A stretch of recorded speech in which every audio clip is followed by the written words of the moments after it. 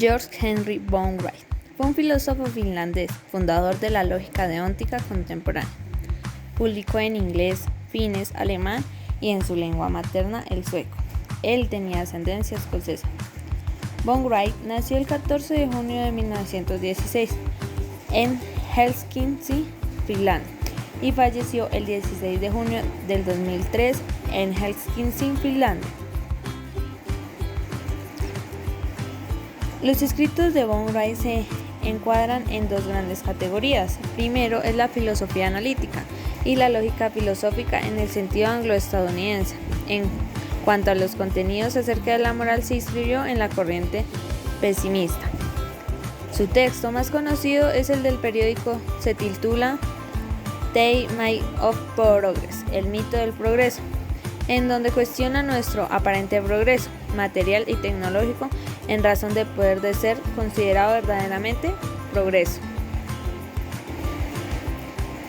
Nos dice que el análisis de las normas se conforman por el carácter, contenido, la condición de aplicación, la autoridad, el sujeto y la ocasión.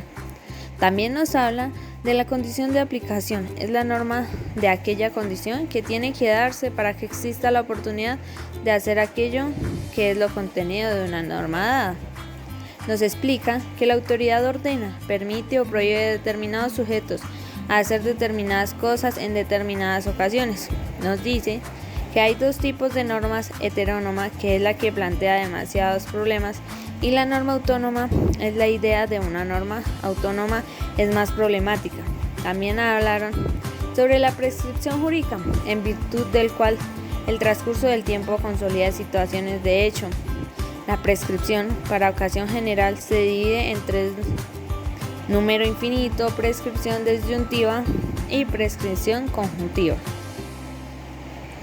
Nos dice que entre las normas encontramos normas que obligan, que prohíben o que permiten, son las normas de carácter. Normas de acción, en todos sus significados, son de contenido. El contexto, espacio, escenario son las normas de condición. La institución que nace para cumplir la norma son normas de autoridad. Norma, tiempo, modo y lugar son las condiciones. Ellas es el lenguaje y la segunda es el logicismo. A su vez, nos dice que los problemas metafísicos son enredos del lenguaje y la filosofía se encarga de deshacer esos enredos. La lógica filosófica es el área de la filosofía que estudia la aplicación de los problemas filosóficos. La lógica modal es un sistema formal que intenta capturar de alguna forma el comportamiento deductivo de algún grupo de operadores modales. Y por último, nos dice que la lógica deóntica es aquella lógica específica que se encarga de que las relaciones interferenciales que tienen lugar entre formulaciones normativas desde un punto de vista estén estrictamente formales. También nos habla de cómo debe estar organizado y estructurado en el análisis de una norma. Primero está el carácter, que tiene que ser siempre obligado, prohibido o permitido. En segundo lugar está el contenido, que debe o puede hacerse o a su vez tampoco puede no hacerse. La condición de aplicación son las circunstancias para que se dé el contenido de una norma que esté ya establecida. Es el tercer orden. El cuarto es la autoridad, que es el agente que da o emite la prescripción de la norma. En el quinto lugar se encuentra el sujeto, que es a quien se le da o a quien se le dirige dicha prescripción mencionada anteriormente. Y por último está la ocasión, que es el lugar o el lapso de tiempo en el que tiene que transcurrir esta norma. Ya pues esté establecido en que por tantos días tiene que cumplirse o hay tanto tiempo en específico para que pueda suceder o no suceder algo. Finalmente, el autor quiere dejar en claro que norma significa ley, explicando que hay tres sentidos de ley distintos: la ley del Estado, la ley de la naturaleza y la ley de la lógica. A lo que este quiere llegar es definir y explicar que los tres tipos de leyes es que cuando existen distintos tipos de leyes, todas mantienen una sola idea general, una idea de control, de guiar, que se puede enfocar en tres distintas formas. Hola, ¿cómo estás? Hola, muy bien, ¿y tú? Bien, hoy te quiero hablar de un filósofo muy interesante. ¿En serio? ¿De quién se trata? Pues es de Robert Alexy y quiero profundizar en su teoría de los principios y el juicio de la proporcionalidad. Pero para comenzar a tener un poco de contexto, ¿sabes quién es Alexy? Sí, pues tengo entendido y sé más o menos que es un jurista alemán que nació el 9 de septiembre de 1945 en Olemburgo. Se especializó en Derecho Público y Filosofía del Derecho en la Universidad de Christian Albert de Kiel. Bueno, pues para comenzar a tener una idea sobre lo que quiero comentar hoy, comencemos con las 3 tesis diferentes que nos plantea Alexy sobre la teoría de los principios. Bueno, yo tengo entendido que una de las tesis es la de la optimización, la cual nos da a conocer los principios como normas. Él dice que algo se realice en la mayor medida posible de acuerdo con las posibilidades fácticas y jurídicas. Además, nos interpreta los principios como mandatos de optimización y que el conjunto de las posibilidades jurídicas es determinado por los principios y reglas contrapuestas en contraste. Bueno, pues para seguir, la segunda tesis sería la tesis de la colisión, que significa las respectivas colisiones entre principios y los conflictos entre reglas y la manera de cómo éstas pueden ser solucionadas. La ley de la colisión se fundamenta en que los conflictos como reglas, en donde 2 reglas solo pueden ser solucionadas, pues si se introduce una cláusula de excepción a alguna de estas 2 reglas para declarar la invalidez de una de ellas. Bueno, yo también recuerdo que Alexi desarrolla la idea de la colisión entre principios. Si no estoy mal, creo que esta se aplica cuando 2 principios entran en conflicto y uno de estos principios debe ceder ante el otro, pero esto no quiere decir que se debe declarar inválido el principio desplazado. Sí, estás en lo correcto. Otro gran aporte que Alexy nos da es la ley de la ponderación. En cuanto mayor sea el grado de la no satisfacción o afectación de uno de los principios, mayor debe ser la importancia de la satisfacción del otro. Bueno, y por tercera y no última, pero no menos importante, los principios como reglas. Estos principios se aplican como mandatos de optimización, implica que estos se convierten en reglas. Los principios son normas que ordenan que algo sea realizado en la mayor idea posible dentro de las posibilidades jurídicas existentes. Bueno, para sacar como una conclusión un poco más generalizada sobre esta última tesis, puedo afirmar que los principios son mandatos de optimización. En cambio, las reglas son normas que solo pueden ser cumplidas o no. Exacto, pues ese es más o menos el concepto que Alexy nos quiere dar a conocer. Bueno, pero a partir de este punto quiero tocar otro tema de Robert Alexy, el cual es el derecho y los fines. Es verdad, es un tema muy interesante. Sí, ya que en este punto Alexy comienza a profundizar en los ideales de otro gran filósofo contemporáneo como es Jürgen Habermas. Habermas apoya las tesis de la optimización basado en conceptos como la validez de las normas. La estructura obligatoria rígida de las normas está ligada a una codificación binaria de su pretensión de su validez.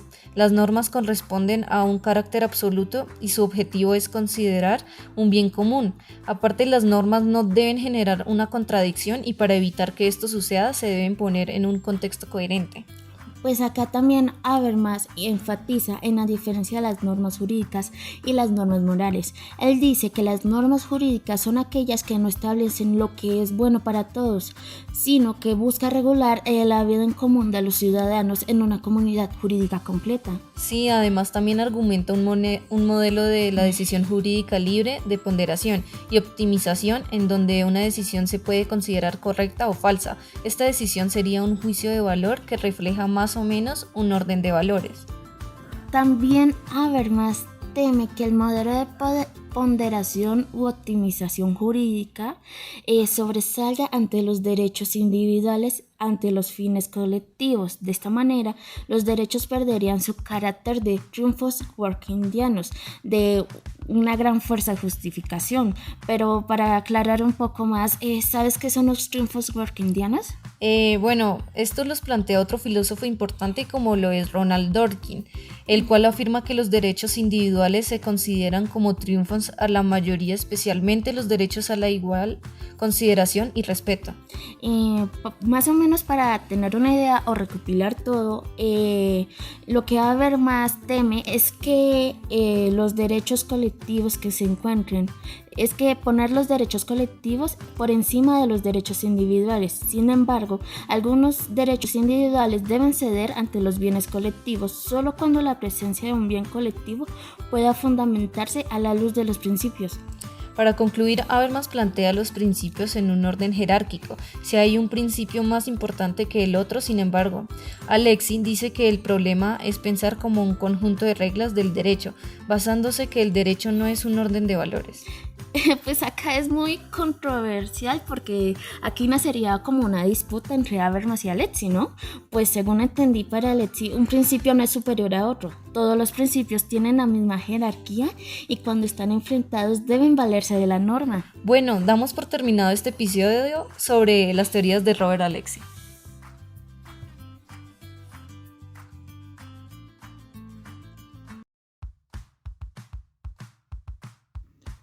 El derecho como método de control social. Análisis desde la perspectiva teórica de Michel Foucault. Paul-Michel Foucault nació en Poitiers, Francia. En 1966 publicó el primer libro de sus grandes libros, Las palabras y las cosas, que alcanzó gran popularidad a pesar de su dificultad. Foucault se agrupó rápidamente con académicos conformando la nueva ola de pensadores que destronarían a la existencialista de Jean-Paul Sartre. Sus obras se ubican dentro de una filosofía del conocimiento. Sus primeras obras, Historia de la locura, El nacimiento de la clínica, Las palabras y las cosas, La arqueología del saber. Estas seguían una línea estructuralista, pero se le considera generalmente como un postestructuralista debido a obras posteriores que son, por ejemplo, Vigilar y castigar y La historia de la sexualidad. Ya entrando en materia, la obra de Michel Foucault supone una de las más valiosas aportaciones a la filosofía contemporánea, imprescindible para conceptualizar desde una perspectiva crítica las distintas tensiones y conflictos político-culturales derivados de la posmodernidad. Desde el punto de vista de las relaciones de poder y el estudio del control social, donde se desarrolla una aproximación funcional a las instituciones de control social. Bueno, primero que todo existen tres momentos en la obra de Foucault, que son la primera etapa, que es básicamente el análisis de las prácticas discursivas que delimitan el ámbito del saber. La segunda etapa es el análisis de las técnicas que articulan el ejercicio del poder. La tercera etapa es la búsqueda de las formas y modalidades mediante las cuales el individuo se constituye y se reconoce como sujeto. No olvidemos que Foucault señaló que los discursos en torno al poder están surcados por una serie de enunciados denominados diagramas o medidores entre prácticas discursivas y no discursivas. Es una fuente difusa, inestable. Como diría él, es un funcionamiento libre de cualquier obstáculo o rozamiento y al que no hay que otorgar ningún uso específico. Sin embargo, este conjunto de características que expresan relaciones de fuerzas, las que en últimas vehiculan al poder, no es el poder en sí mismo. El diagrama es la exposición de las relaciones de fuerza que constituyen el poder. El propósito del trabajo de Foucault es buscar, ante todo, producir una historia de los diferentes modos de subjetivización del ser humano en nuestra cultura. Ha tratado en esa óptica de los tres modos de objetivización que transforman los seres humanos en sujetos. Asimismo, coincide tres formas de lucha. Que la primera es la relativa de las formas de dominación contra las formas de explotación y la última que es contra las formas de sumisión. También algo peculiar de Foucault es que describe los modos de objetivización del ser humano en la cultura occidental. Son estas ciencias que objetivan al hombre en tanto al sujeto, como por ejemplo si habla, trabaja o vive. Según las prácticas divisorias, ese tiene que ver con el estado de la persona, si está loco o cuerdo, si está sano o enfermo, o si es un criminal o es un buen ciudadano. Y por último, la propia corporalidad. Foucault se aproxima al orden, a la continuidad y a la identidad mostrando su aleatoriedad, su discontinuidad y sus diferencias. Foucault muestra que el hombre es una composición racional, una realidad construida, un discurso, como por decirlo así, sobre un sistema de a priori históricos. También la lógica de las ciencias termina por establecer una relación entre verdad y práctica discursiva. ¿Quién y cómo se construye este discurso? ¿En qué tiempo? ¿Sobre qué bases? ¿Y con qué finalidades? Efectos de pensar al hombre por fuera del acontecimiento. Primero que todo, debemos recalcar que el hombre no ocupa un lugar central en la historia. Se trata de un episodio en el continuo reordenamiento del saber. Es decir, utiliza una genealogía de la historia para mostrar ciertos momentos de aparición y desaparición del sujeto. Bueno, llegamos a este segundo apartado, que es la aurora de Foucault, vigilar y castigar. 3 rasgos que diferencia en la nueva concepción de la ley, del crimen y el criminal. La infección no tiene relación con la falta moral o religiosa, o también la ley penal debe representar que es útil para la sociedad. Él define el crimen de una manera clara, como simplemente un daño social, como una perturbación para el conjunto de esta sociedad. Ahora entrando en materia del castigo, primero que todo, son 4 reglas generales para llevar a cabo este análisis, que son no entrar en el estudio de los mecanismos punitivos, mejor en el castigo en una serie de efectos positivos. La segunda considera los castigos desde el punto de vista de la táctica política. También situar la tecnología del poder como un principio de humanización de la penalidad. Y por último, investigar si el ingreso al ser científico de el alma, como por decirlo así, en la práctica o en la judicial, no es efecto de transformación. En este momento nace la subjetividad. El problema es decir cómo debe ser el objeto, en qué estado debe estar, en qué estado, qué lugar, qué debe ocupar en la realidad o en la fantasía para ser objeto legítimo de ese tipo de conocimiento. En pocas palabras, se trata de definir el modo subjetivización. Foucault y el poder. Rompe con las concepciones clásicas del poder. El poder no puede ser localizado en una institución o en un estado. Por lo tanto, la toma del poder no sería posible. El poder no es considerado como algo que el individuo cede al soberano. Es una concepción contractual jurídico-política, sino que es una relación de fuerzas. El poder, al ser relación en todas estas partes, el sujeto está atravesado por relaciones de poder. Más que reprimir, produce efectos de verdad y produce saber. Otro apartado que es importante mencionar es Foucault y el poder en vigilar y castigar. Comienza a funcionar no por el derecho, sino por la técnica, no por la ley, sino por la normalización, no por el castigo, sino por el control. El surgimiento de estos mecanismos de dominación corresponden a 3 criterios que él mismo establece. Primero es hacer el ejercicio del poder lo menos costoso posible, hacer que los efectos de este poder social alcancen su máximo de intensidad y se extiendan lo más posible sin proceso ni laguna. Ligar este crecimiento económico del poder y el rendimiento de aparatos en el interior de los cuales se ejerce. Pero él sostiene que la prisión no reforma a las personas, es un medio para transformar a los individuos, concebida para normalizar a los delincuentes, reorientar su mente y su conducta. La prisión corrige gestos, actitudes, pensamientos y deseos. El producto es un sujeto nuevo. Derecho y legitimidad. Primero, debemos aclarar que Weber fue quizá el más importante sociólogo del siglo XX, con obras como La ética protestante y el espíritu del capitalismo, además de estudios sobre la sociología de la religión y economía y sociedad.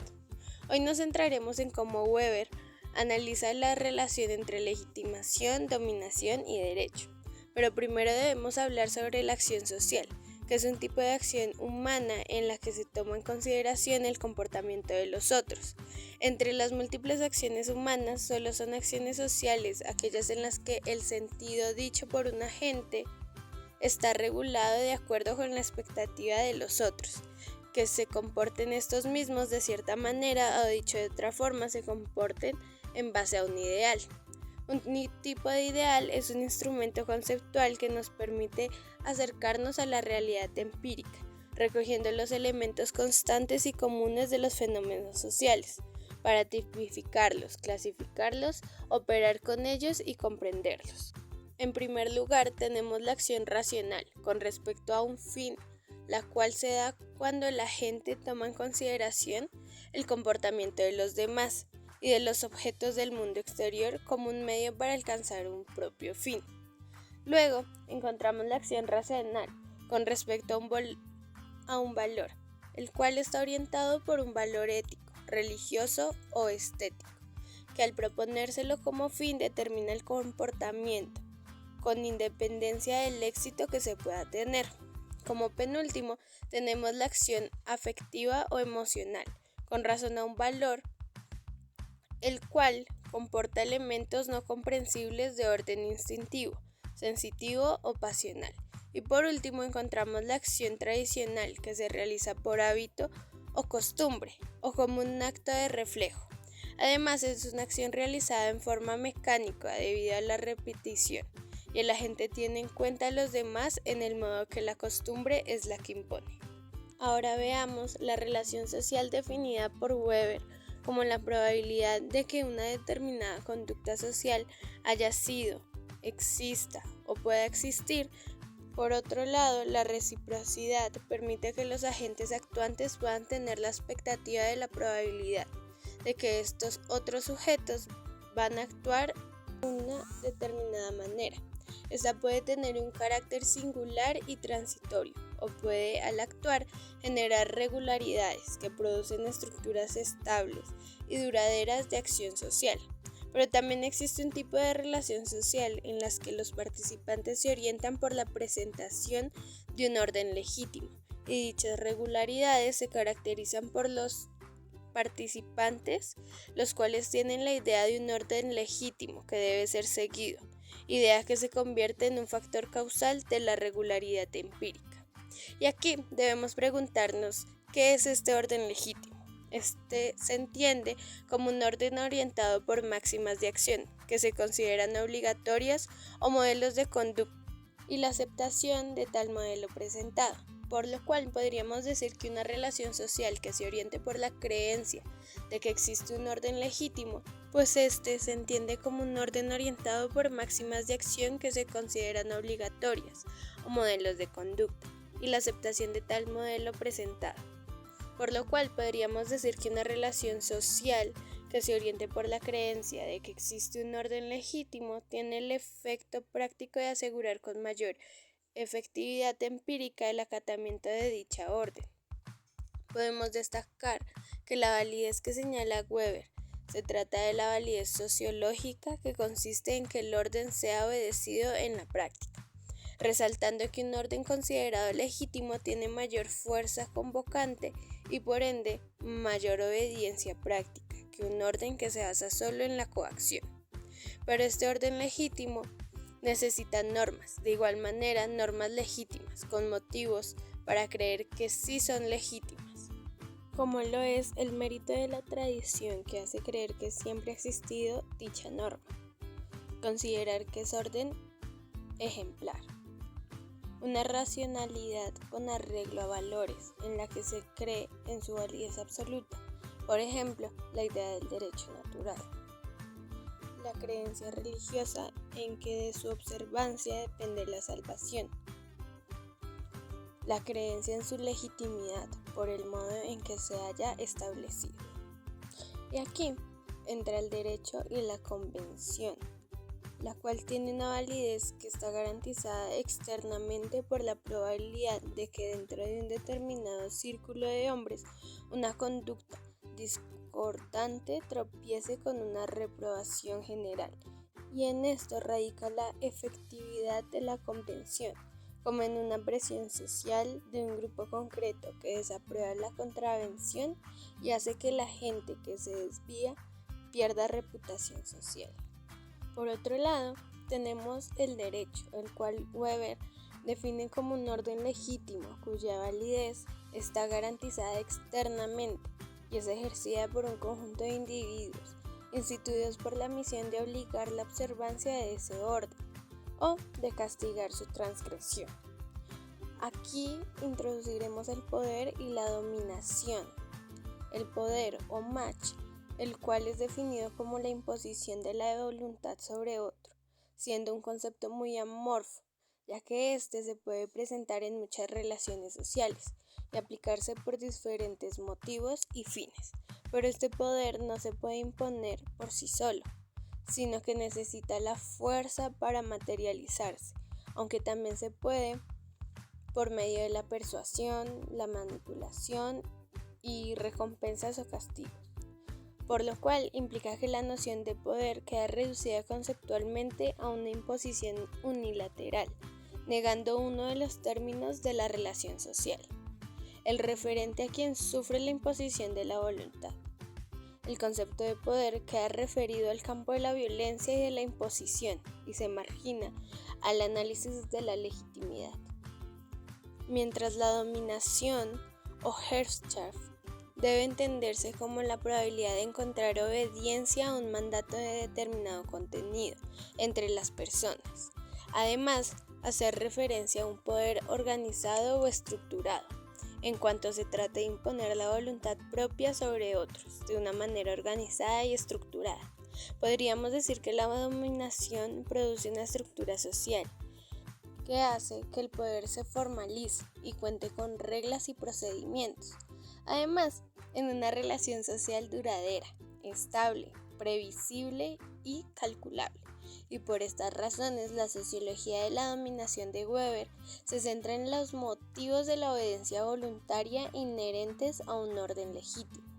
Pero para materializarse esta dominación se necesita que haya alguien que mande y otros dispuestos a obedecer. Para ello se requiere que por lo menos uno de dos de los siguientes elementos se cumpla: un cuadro administrativo o una asociación de dominación. Esta última es un grupo humano con un poder institucionalizado, en el que sus miembros están divididos en dos partes, los que mandan y también los que obedecen, tal como es una asociación política, la cual es un orden en donde su existencia y su validez dentro de un lugar determinado garantizan de un modo continuo por la amenaza y aplicación de la fuerza física por parte de un cuadro administrativo. Y aquí entraría el Estado, el cual es definido como una agencia que reclama para sí mismo el monopolio de la coacción física exitosamente, con el fin de mantener el orden vigente, siendo este una asociación política que hoy en día tiene un orden jurídico y administrativo cuyos rasgos específicos son como por ejemplo el estar regulados por preceptos estatuidos o el ordenamiento modificable igualmente por las normas establecidas, un ordenamiento normativo que rige toda la actividad del aparato administrativo, un ordenamiento que reclama validez para todos los que se encuentran en el espacio geográfico en el que se ejerce este poder institucionalizado, o también el monopolio de la violencia legítimamente ejercida. Pero aquí también podríamos preguntarnos cómo se justifica la obligatoriedad de las normas y la fuerza que se ejerce si éstas no son cumplidas. Esto es algo que el autor no nos dice o no nos señala, pero sí podríamos inferir que las normas son válidas y por lo tanto son obligatorias, ya que cuando se refiere a la legitimidad de un orden señala dos elementos: que se cumpla un orden en un grado significativo como la eficiencia de la norma, y que estos sujetos lo consideren como obligatorio o como máximo o válido. Pero aquí nos volvemos a introducir en la dominación, donde el autor nos brinda 4 tipos de dominación. La primera, por una vía tradicional, como en la monarquía, que el rey cuando muere hereda a su primogénito, el cual es posible que se pierda con el tiempo, ya que los campesinos empezarán a cuestionar esto, a mirar que ya no tiene sangre azul y a cuestionarse por qué tiene que ser así, y puede cambiar la tradición. Por otro lado, está la vía carismática, que se basa en la creencia que atribuye cualidades extraordinarias a una persona, ya que se le considera enviada por Dios o una persona ejemplar, por lo cual es valorada como un líder por su comunidad. La autoridad carismática existe en una comunidad basada en el sentimiento. El aparato administrativo no está integrado por funcionarios. La selección de los funcionarios no está basada en criterios estamentales o personales, sino por sus cualidades carismáticas. Los discípulos, el séquito, los hombres de confianza del líder, no hay una carrera ni ascenso en estos funcionarios, sino su voluntad y sus cualidades harán que estos mismos puedan tomar cargos un poco más relevantes en su entorno. La dominación carismática es irracional al carecer de reglas. Y por último, tenemos la vía de dominación racional o legal, la cual se materializa a través de las normas y se fundamenta en la creencia de la legalidad de las ordenaciones instituidas y de los derechos de mando en los llamados por esas ordenaciones a ejercer la autoridad. En la dominación legal de tipo burocrático, solo el dirigente de la asociación política posee la posición de poder, por decirlo así, y bien por apropiación, bien por elección o por designación de su predecesor. Pero, asimismo, sus facultades de mando son también competencias legalmente establecidas. La legitimidad de la dominación legal descansa en la creencia en la legalidad de las normas. Para que una norma sea legal debe cumplir con una finalidad, ser el resultado de un procedimiento correcto desde el punto de vista formal y ser publicada. En este consiste la peculiaridad de la obediencia de un Estado moderno de dominación legal, una obediencia impersonal al derecho, al que también está sometido todo el aparato burocrático y todos los órganos del Estado. Y por último, quisiera cerrar con esta cita de Norberto Bobbio. Desde el punto de vista del soberano, la legitimidad es lo que fundamenta su derecho. La legitimidad establece su deber desde el punto de vista del súbdito. Al contrario, la legitimidad es el fundamento de su deber de obedecer. La legitimidad es la garantía de su derecho de no ser oprimido. Todavía más, lo contrario del poder legítimo es el poder de hecho. Lo contrario del poder legal es el poder arbitrario. Muchas gracias.